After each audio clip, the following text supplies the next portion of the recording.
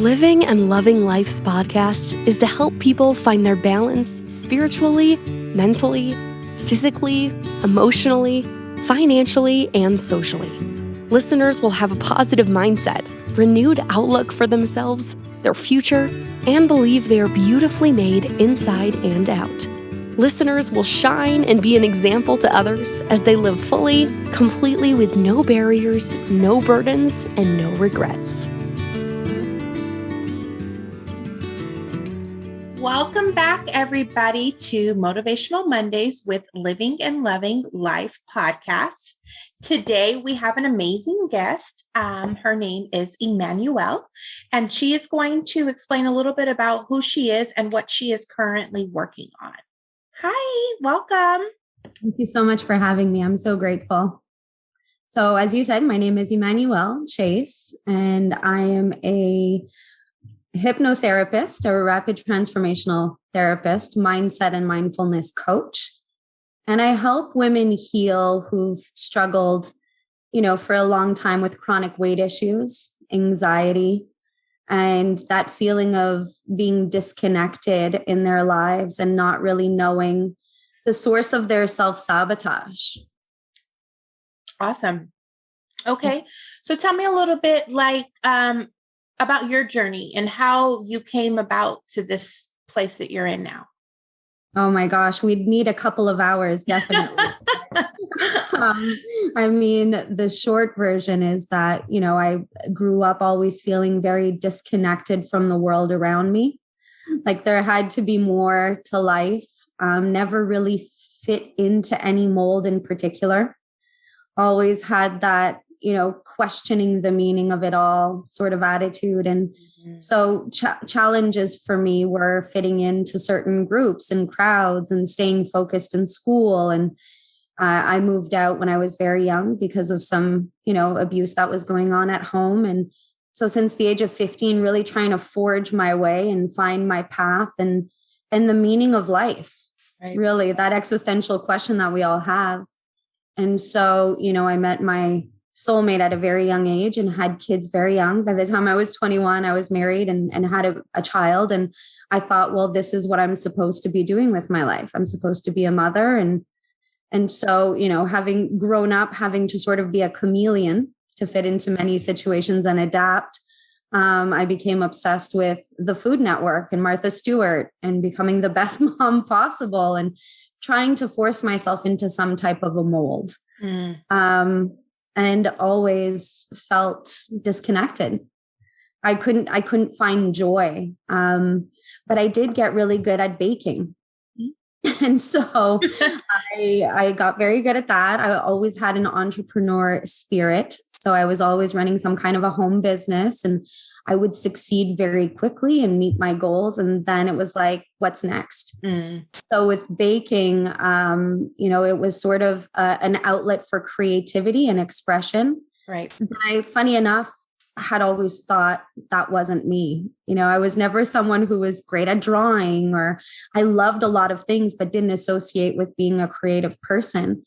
And that outlet just expanded my horizons. And I turned it into a business, brought it from the kitchen table and opened up 2 brick and mortar bakeries here in Montreal. And the goal was to have the best cupcakes in Montreal. And I achieved that and, did well at it, but everything else around me was falling apart because I was never in alignment. I would always suppress, all of those emotions and questions of growing up. And so the pandemic was a turning point in my life. Right. Because I'd spent the last, over 10 years building these businesses up and developing my leadership skills and my entrepreneurial skills and had 2 kids in the midst of all that. And here came the pandemic and we didn't have enough to sustain us and lost both my businesses. My marriage fell apart and I ended up a single mom with nothing. And so that existential crisis was, kind of me getting very frustrated at the universe, throwing my hands up in the air and saying, I want to hit the reset switch because clearly I don't belong. That's the short story. Wow. Very powerful. And, I want to point a couple things out if you don't mind. Of course not.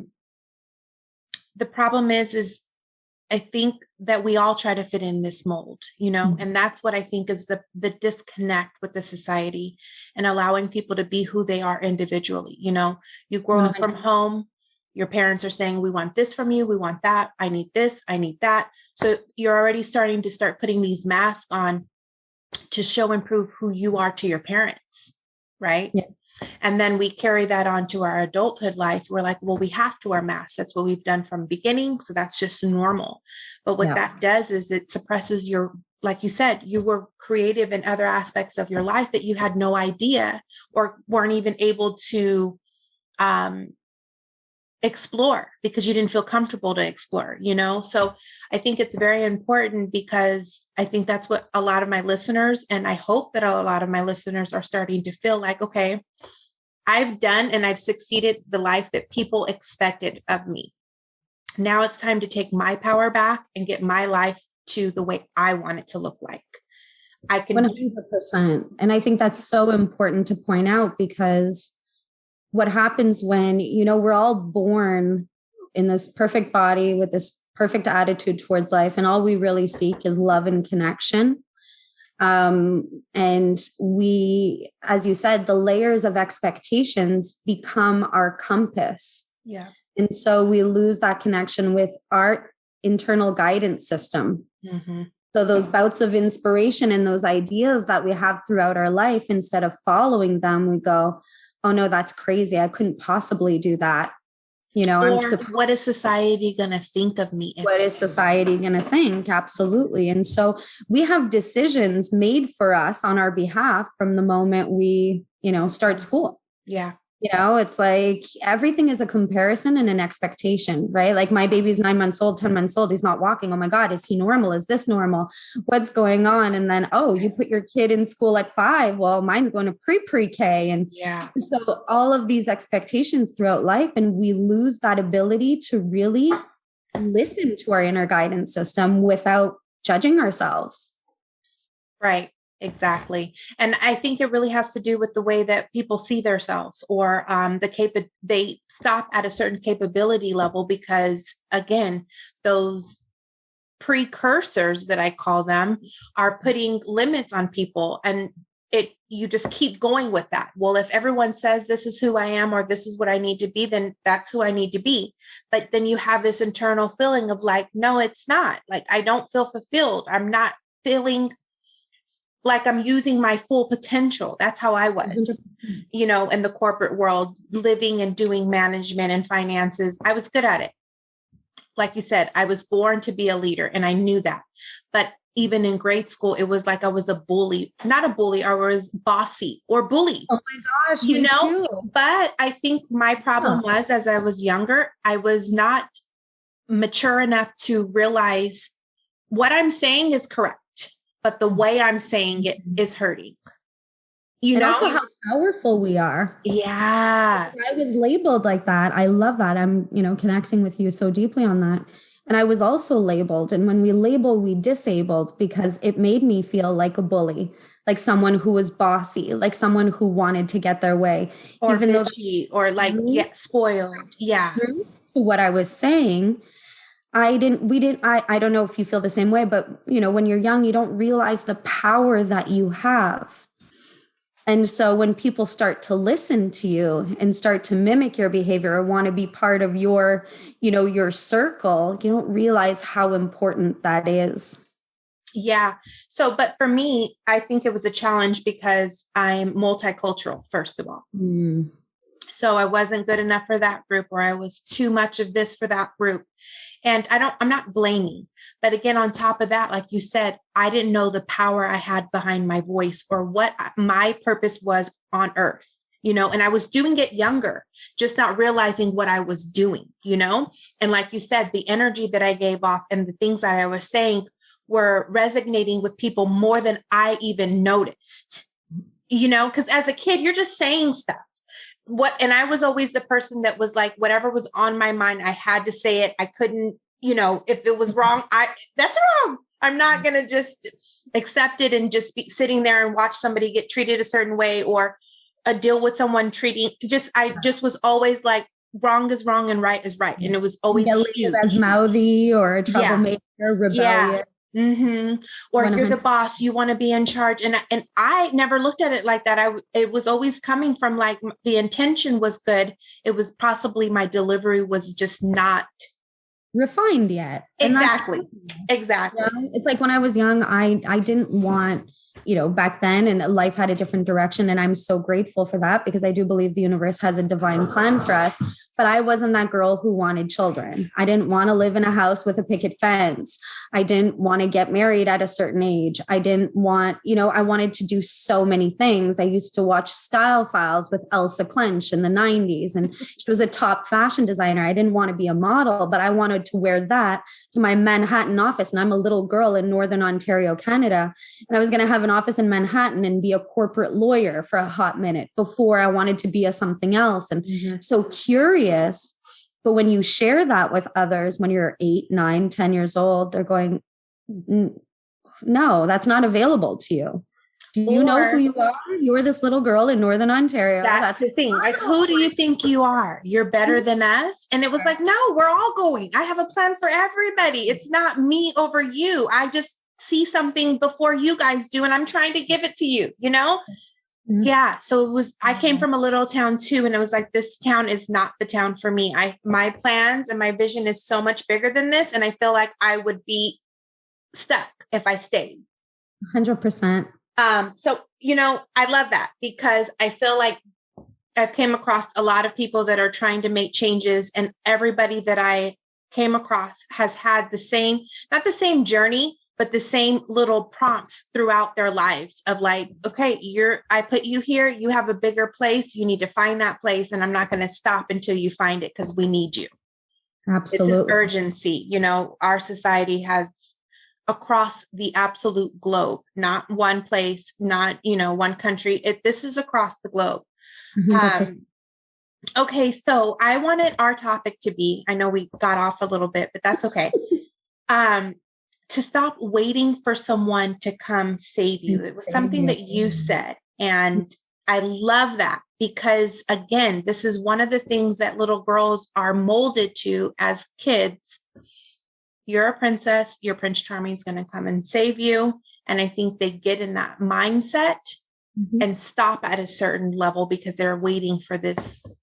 Yeah, we put a cap on the level of independence that a woman can have. A man finds an independent woman too sexy, sexy, but not too sexy. Like, it's really good when she pays her own bills and she's independent, but if she makes more money than you, and if you go for this really powerful job or leadership position, how are you going to raise kids and have it all? How are you going to meet your husband's needs and, the preacher's needs and all of this? And so for me, the pivotal point in my life was just standing there alone and realizing in that moment, no one's coming. Yeah. I'd been waiting for someone to come and save me, for someone to give me permission to love myself, for someone to give me permission to step into my greatness, a greatness I've always known that I possessed, but never felt allowed without it being arrogant or being conceited, or who do you think you are? Or too bossy. But this greatness is far bigger than anything I could have imagined. Yeah. And I'd spent most of my life avoiding it by working on the things that were just distractions and what I felt everybody else wanted from me. And so realizing in that moment was life-changing. It was the most terrifying moment. It was the moment of throwing my hands in the air and saying, I don't want to be here anymore. This is too hard. No one's coming to save me. I am not equipped to save myself. And then taking a deep breath and just, having that internal conversation with you and saying, wait a second, look at what you've been through. Some people you speak to haven't had a quarter of those obstacles and challenges, and you've come out of it a champion, and you're still loving, and you're kind, and you're generous, and you're polite, and you're respectful. Why not? Why can't you do this? And I think that's the most important message. And that's what I drive home with my clients. And it's also the scariest for them. I see them go through that that same moment of, holy crap, what is she saying? Yeah. Oh my God, it's true. Mm-hmm. When we're in that session, it's like, who are you hoping is going to come save you? Because girl, you better pray that it's you. It has to be you. Yeah. So this is the thing. Let's be clear here. We can be saved, but if you're not in the right mindset, you don't know who you are. You don't love who you are. You don't know your self-worth. You'll allow anybody to come save you. Those can be monsters. Those can be people that are going to hurt you, that are there for all of the wrong reasons that you're not looking for. So that's the thing. It's not that it won't happen. Yeah. And I think saved is the word that needs to be underlined and highlighted. Okay. If you're in a place where you are expecting someone to right your wrongs, if you are expecting someone to do the work and heal your insecurities, your trauma, that's not the kind of saving. No. If you are looking for someone to complete the bigger picture, then you have to be a perfect half of that wholeness. Mm-hmm. Mm-hmm. And that's the thing, right? Like, to save you, if you're looking for someone who's going to swoop in and come put you on a pedestal and take care of everything that you haven't been able to, that's not going to happen. Mm-hmm. If you have 100 pounds to lose and you haven't been able to focus on that and take your health and wellness seriously, you can't expect that someone's going to do it for you. Yeah. And I think that's the definition. Yeah. And also the thing is too, is like, I tell my clients all the time, the first question they'll come to me and say is, I need happiness. Okay, well, I can't provide that for you because me and you, your happiness is different than my happiness, first of all. Second of all, you have to figure out who you are first to know what makes you happy. If you don't even have an identity, where do we start? And not just that. I mean, the first thing, because I was a happiness chaser for years and I, was very destructive in that endeavor to find it. And the most beautiful moment was when I realized that happiness is not a destination. That's bull crap. Mm-hmm. Happiness is not a destination, right? Mm-hmm. Happiness is something that we should experience daily. Mm-hmm. But the misconception and the picture that is painted for us is that we should be happy all the time. Right. We should be at this level of, just like sprinkles and butterflies all the time. And this is not true, right? There's alignment, which is happiness. So being in alignment most of the time, if we go with the 80-20 rule, you can wake up and have a moment of happiness and joy. And then life throws contrast and you're going to, navigate through that. You don't have to be on and high 100% of the time, but it does come from within. Right. Exactly. And the thing is this too, is that you're right. That's what I tell my clients too. Once you're healed and everything is good, we're moving past, past traumas. You're going to have low days, but now you know how to cope with them. And instead of you taking it on for 4 weeks, it's a 10-minute thing. Okay. I stubbed my toe. Let me give myself some compassion, be kind. And then you move forward and you don't go outside like, screw the world. I stubbed my toe for the rest of the week. Because you can manage yourself and now you're more fully aware of, okay, this bothered me. Mm-hmm. How do I fix it to get back to peace? Yeah. It hurt. And now I'm ready to move on. And I think that's so key because often when you're, right before that process of healing, the first reaction that we tend to have is who put the couch there or who moved the bed or who moved the table. We are looking for someone to blame. Yep. And that's unnecessary energy to be had. Focus on what's the problem. What's the issue? Find a solution, fix it, and move on. And feel it. Yeah. Feel it. Yeah. That's the big key is you have to allow yourself to have the emotion, feel it, go through that. And like I said, give yourself compassion, be kind, give yourself that time, but don't also let it spiral you to make the rest of your day be bad too, because it had a little niche in it. Yeah, we can choose a different, way to perceive things is it 15 seconds or 17 seconds if we allow ourselves to? Mm-hmm. And so it's all a matter of choice, right? But honestly, though, I'm glad you said that because the more you are aware of your thoughts and what is being put into your brain by yourself, you can be sitting at your computer totally engaged in a paper, I don't know, Excel sheet, whoever you are, whatever you're doing. But if you have these thoughts in your brain that, let's say, I'm a failure, I'm not going to get this done, I can't be better, this is it for me, without you even understanding what is happening, your brain is putting you into a negative space so that you are having negative experiences without even understanding, why am I having an anxiety attack and I'm just sitting here? Yeah, exactly. It's that awareness and being mindful so you can catch them. That's another thing I teach my clients as well. Negative to positive immediately. If you even hear yourself trying it, replace it right away. I'm going to have a bad Monday. It's Monday. No, you're not. Take it on. Fresh week. Let's look forward to it. You don't know what the new opportunities are going to come. Just replace it to almost as if you're training your brain to go from that negative space to try and stay positive as much as possible. 100%. And that comes with learning that we have to surrender the need to control the outcome of everything.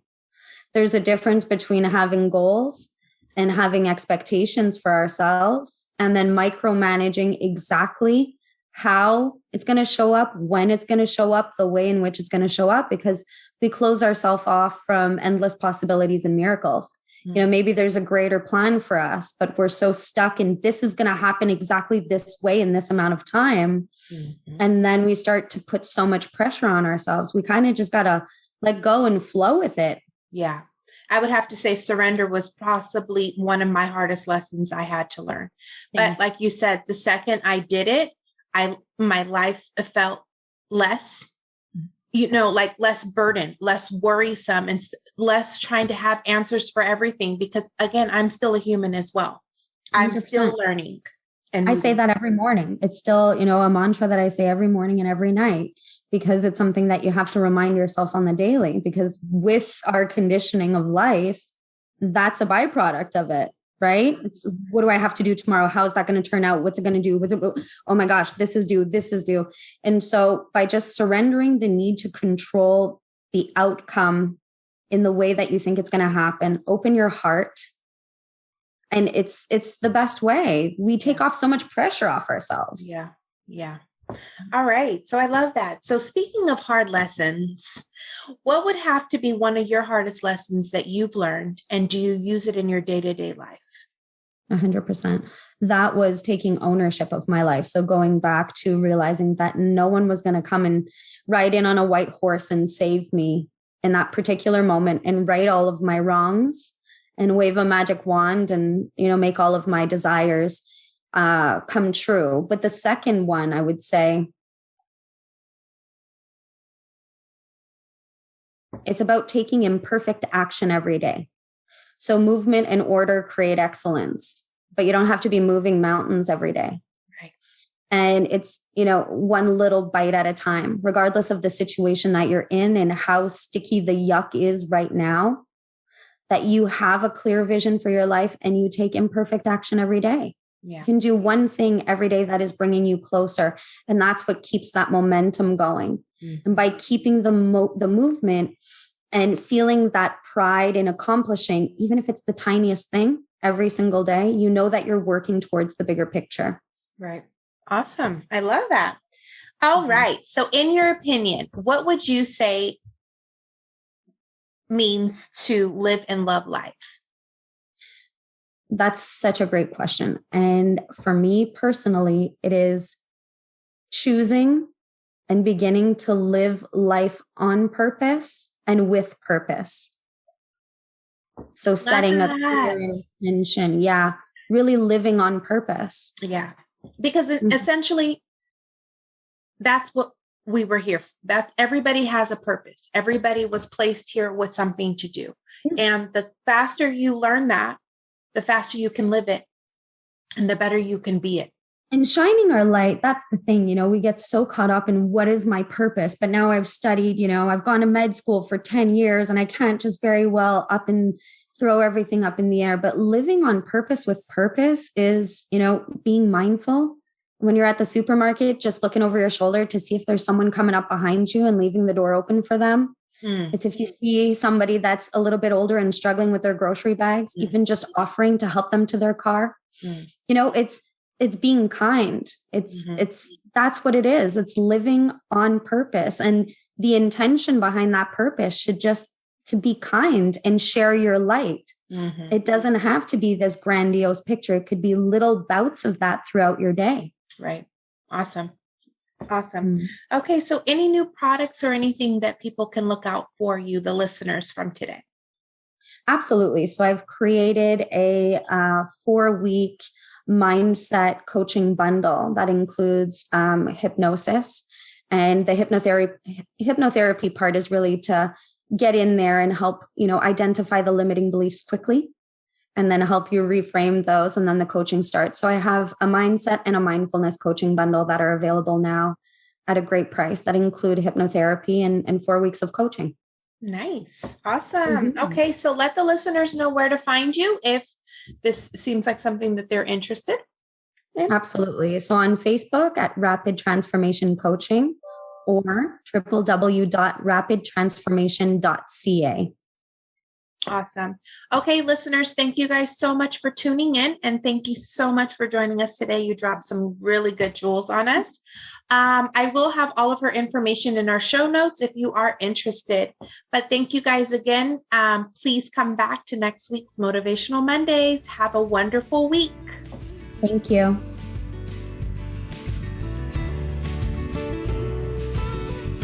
If you love the Living and Loving Life podcast, we'd love for you to subscribe, rate, and give a review on iTunes. Don't forget to join us next week for another episode.